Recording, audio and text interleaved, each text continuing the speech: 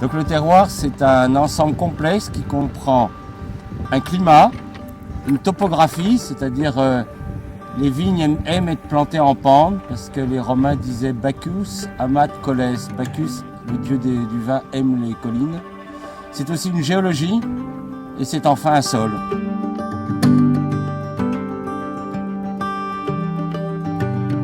Pour avoir un goût de terroir, il faut que l'activité biologique du sol soit élevée. Ce sont les microbes qui nourrissent la vigne. La vigne n'est pas capable de manger dans le sol. Donc si votre sol n'est pas en bon état vivant, il n'est pas vivant et ne pourra pas nourrir correctement la vigne avec les goûts du terroir. Donc vous serez obligé de mettre des engrais chimiques et les engrais chimiques sont tous les mêmes sur la surface de la terre. Donc vous allez faire des vins qui n'auront pas un goût de terroir. Claude Bourguignon, j'ai fondé avec Lydia le laboratoire d'analyse microbiologique des sols. Et donc notre laboratoire fait des analyses complètes, c'est à la fois physique, chimique et biologique des sols agricoles et des sols viticoles.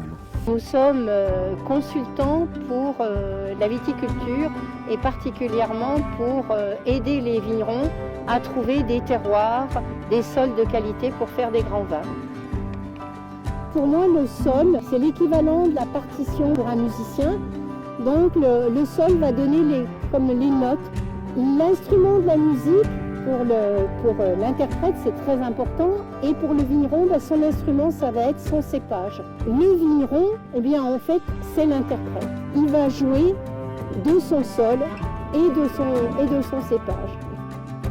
Donc la vie du sol, pour nous, c'est hyper important. Et la biologie et la biodynamie relance de façon spectaculaire cette vie dans les sols, l'augmentation de la microbiologie et de la faune. Et donc à ce moment-là, on est plus sur des vins de terroir.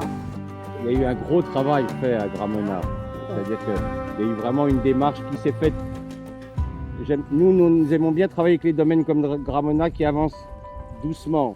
C'est-à-dire qu'il est passé d'une forme conventionnelle, ensuite une forme intégrée, ensuite il est passé en biologie, et puis ensuite il est passé en biodynamie. Donc il a fait les choses étape par étape, il n'a pas brûlé les étapes, donc on a pu doucement restaurer les sols, et ça c'est la meilleure façon de faire évoluer un domaine.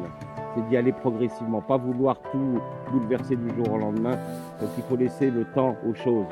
Le sol est un milieu qui répond lentement. Nous sommes dans une époque pressée, et le sol travaille lentement.